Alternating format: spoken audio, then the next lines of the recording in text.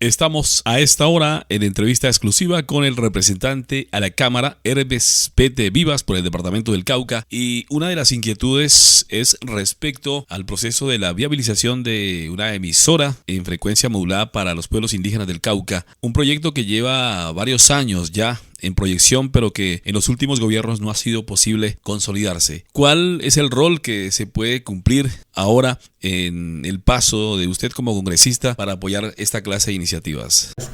Yo creo que los propósitos que ha hecho el Consejo Regional Indígena del Cauca desde el año 71, muchos se han logrado en 20 años. Y creo que pues han pasado días, bueno, hay unos asuntos técnicos que el tema del espectro, el tema del sitio, muchos asuntos que aunque es un acuerdo de carretera, pues no se ha dado como tal este medio de comunicación, y creo que tenemos que sacarlo adelante en este gobierno, y muchos de los compromisos que hay, también, porque como siendo consejero pues se visualiza de muchas maneras el tema de nuestra organización.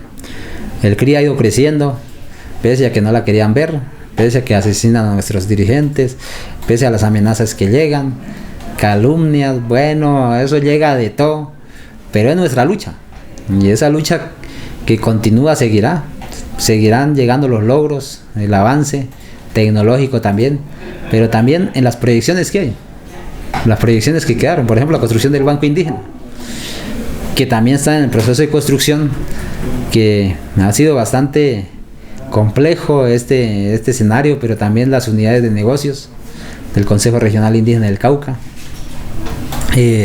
Los distintos emprendimientos que hay de las iniciativas en las distintas regiones, y que la idea es recoger todo ese escenario, y que desde el económico ambiental pues viene avanzando en unos asuntos importantes, pero que esperamos la voluntad de nuestro gobierno seguir creciendo en estos escenarios, creciendo en estas iniciativas, porque no solamente es un proceso social, el proceso social debe seguir avanzando para mejorar la calidad de vida de las distintas personas. Es cierto que los recursos muchas veces no alcanzan, y algo que quiero decirle a la gente, por ejemplo, hay gente aquí que desinforma y dicen, bueno, es que al CRI le dieron 700,000 millones, pero si vamos a la revisión, eso no llegó ni a 300,000 millones, pero esos 300,000 millones no lo maneja el Consejo Regional Indígena del Cauca CRI. Por ejemplo, el acuerdo de vivienda, ¿quién construye las viviendas? Pues es el Ministerio de Vivienda a través de sus consorcios. Y la Consejería del CRI a seguir a firmarlas, no es recibida, pero no ve un solo peso si cómo se ejecuta el tema. Son compromisos de acuerdo y se recibe hacer las casas. En el tema productivo, se reciben de los insumos. Por ejemplo, como me pasó en el tema del ganado para los proyectos productivos. Se entregaron el ganado, bueno, lo compraron, el hecho es que hay un acuerdo, pero acá no llega la plata, ni el que compra es el CRI. O el tema del acuerdo de tierras. El que compra es la Agencia Nacional de Tierras y entrega la finca.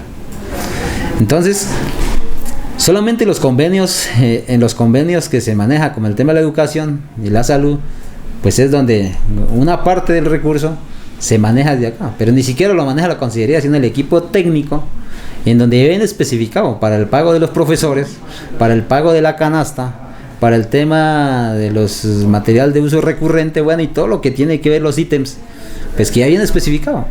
Entonces, a veces quien no conoce y coge un medio de estos y dice, bueno, es que el CRIC maneja tanta plata.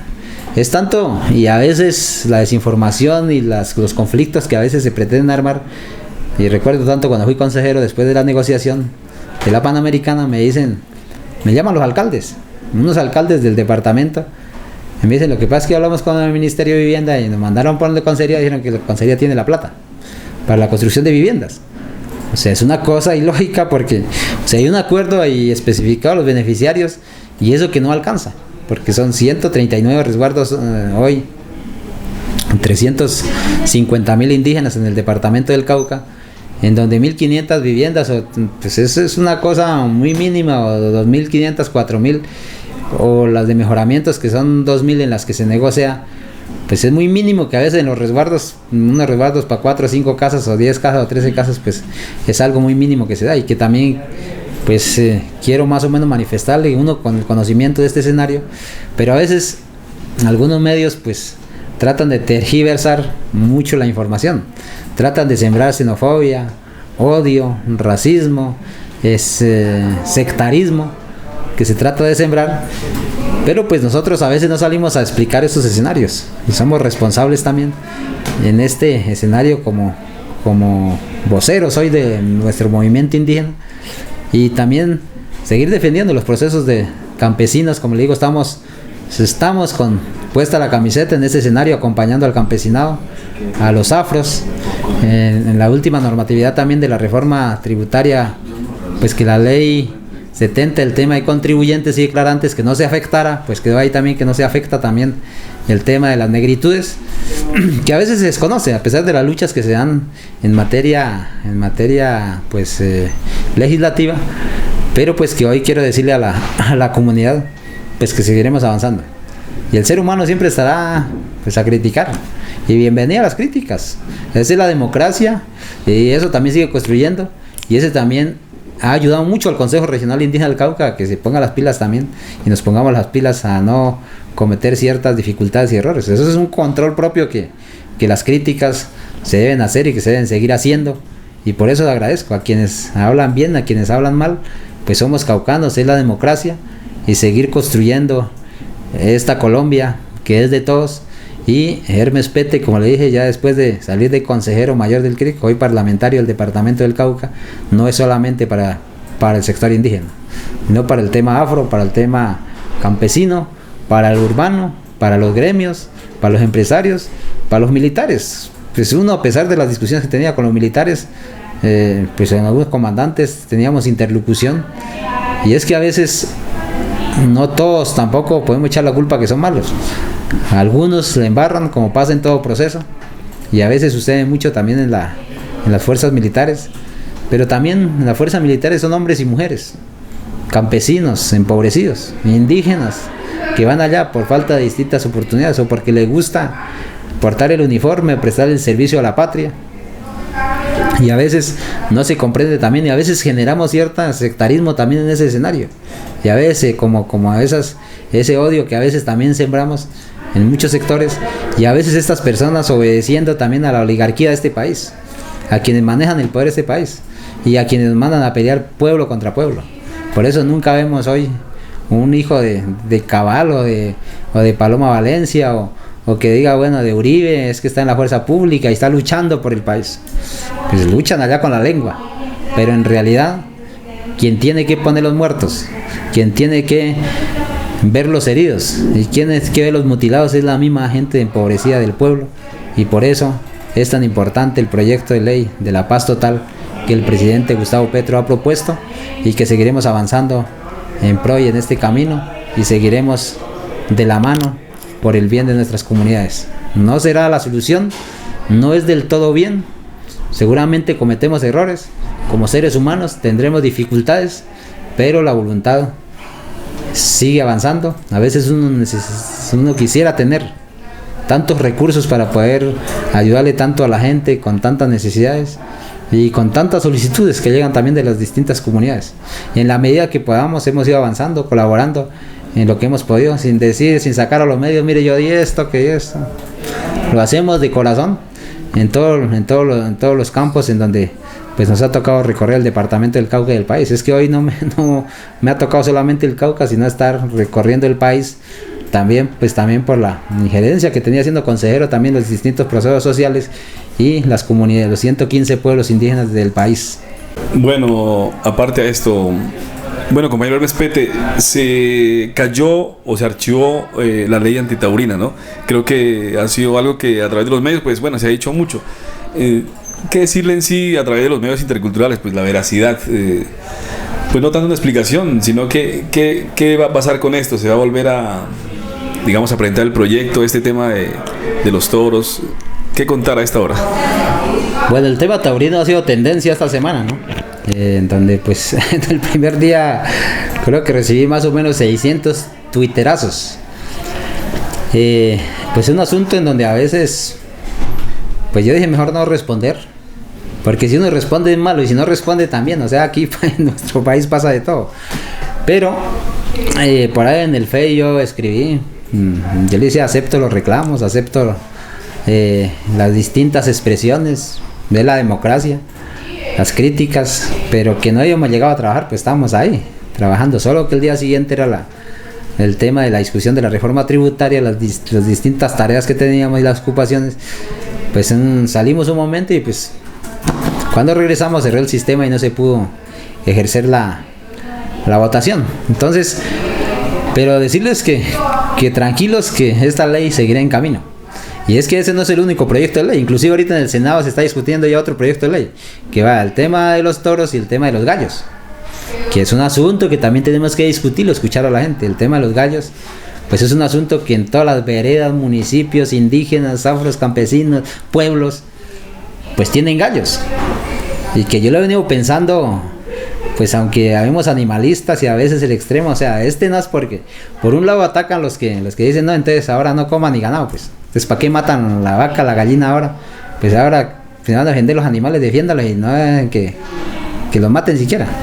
Pero es que la forma, pues en la que lo hacen, el tema de los toros, pues es muy, muy aberrante.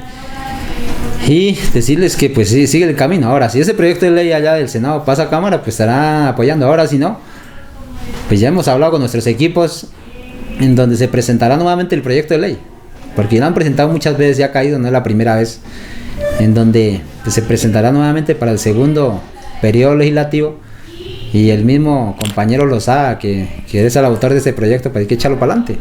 Está nuestro compromiso y pues nos disculpamos, como le digo, no somos seres omnipresentes, no estamos en todo lado por las distintas ocupaciones y tareas, pero el compromiso sigue, seguiremos en este escenario. Pero sí, nos toca diferenciar el toro, el tema de los gallos, y tendremos que conversarlo, porque solamente el día de la erradicación del proyecto, de una manera muy pacífica, movieron más o menos 35,000 personas en la ciudad de Bogotá. O sea, en contra de este tema de este proyecto de los gallos también. Entonces, pues tendremos que conversar estos escenarios, y yo muy tranquilamente, con mi convicción, seguiré aportando pues este escenario, decirle tranquilos a los animalistas, ambientalistas, que nosotros seguimos comprometidos. Pero yo le dije algo en un Twitter que me llegaba, le respondí a alguien por el interno, donde le decía, pero ¿por qué no critican hoy a los 78 congresistas que hundieron el proyecto? ¿Por qué solo a nosotros que somos del pacto histórico? O a los 34 que no llegaron a sesionar realmente. Entonces, pero pues la gente tiene puesta los ojos en nosotros, hoy es una responsabilidad social, política, y pues debemos seguir echando para adelante y seguiremos avanzando. Bueno, o sea que podríamos decir que el tema de los gallos pues incluso ha trascendido hasta los territorios indígenas. Hay muchos indígenas que conozco o conocemos en los territorios y son galleros, ¿no? Digamos, de sancionarse, pues una ley de estas totalmente quería prohibir. ¿O qué pasaría en los territorios indígenas? ¿O sería que, bueno, por ser jurisdicción especial no trascendería? Pues queda prohibido porque pues es una ley de la República. Ser ley de la República pues pasa a ser prohibido en todo el país. Entonces, pues algo que estaba planteando y que habla con los mismos galleros hace poco que han visitado la oficina y que a veces lo encuentran en la calle, a veces preocupa a los mismos compañeros indígenas, campesinos, porque el campesino indígena es muy gallero, le gusta pues estar con los gallos, dicen nosotros somos ricos, no somos millonarios, es una forma cultural nuestra de los pueblos. ¿Y qué le plantea yo? Bueno, hay que regular, porque a veces sí hay mucho maltrato, pues entonces hay que regular el tema de los gallos, pero no en su provisión total. En el tema taurino sí, ese sí, porque pues cualquier pobre no tiene un toro, y de espectáculo que sea ya es un tema de maltrato, aunque el tema de los gallos también hay un maltrato animal. Ahora no solamente eso, mira, estamos hablando de dos temas, pero por ejemplo de los que sacan a pelear los perros clandestinamente, o quienes, por ejemplo, en el tema nuestro, ¿no? Pues de pronto se molestan las comunidades, pero por ejemplo la tradición que tienen las comunidades indígenas, el colgar un pato vivo y colgarse de ese pato, o sea, el sufrimiento también de este animalito. O sea, si nosotros vamos a hablar del tema animal, o sea, hay muchos asuntos que tendríamos que conversarlo. Pero ahora, si usted lo prohíbe, se vuelve clandestino, y al volverse clandestino se vuelve más lucrativo, y en lugar de conseguir una solución, lo que vamos a generar un problema. O sea, si yo prohíbo, o sea, es mi forma de pensar. Por ejemplo, si la marihuana fuera legal, pues como legal no tiene mucho costo, entonces pues no esperaría tanto sembrar, pero como es ilegal, clandestino, se vuelve muy costoso. Entonces, podría suceder en el tema de los gallos, como es prohibido, entonces clandestinamente vamos a hacer o ciertas situaciones y se puede volver eso un problema, no una solución, y que lo hablamos hace poco con varias personas preocupadas. Pero pues si el Congreso así lo aprueba, pues así será. Pero hay un asunto que ya avanza en el camino y que seguiremos discutiéndolo y conversándolo. Pero también a veces a mí me lleva a pensar que en Colombia hay tantas leyes. O sea, Colombia es una fábrica de leyes. Se hacen leyes tras leyes que ni siquiera se cumplen.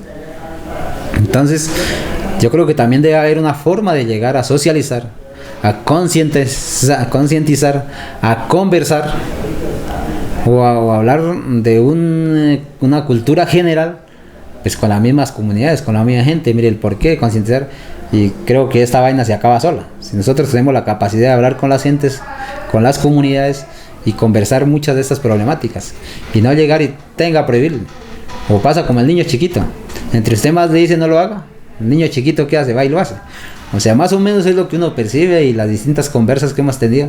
Y pues me ha gustado conversar mucho con los distintos sectores y mucha gente que se ha arrimado también a conversar de este escenario y que están preocupados. Hay mucha preocupación hoy en el país en el tema de los gallos, y pues que seguiremos aportando en la medida que podamos en este escenario, y que prontamente pues tendremos que adelantar algunas audiencias públicas también en el Congreso de la República para escucharlos, para plantear, y que conjuntamente, en lugar de buscar soluciones, no generemos un problema para el país.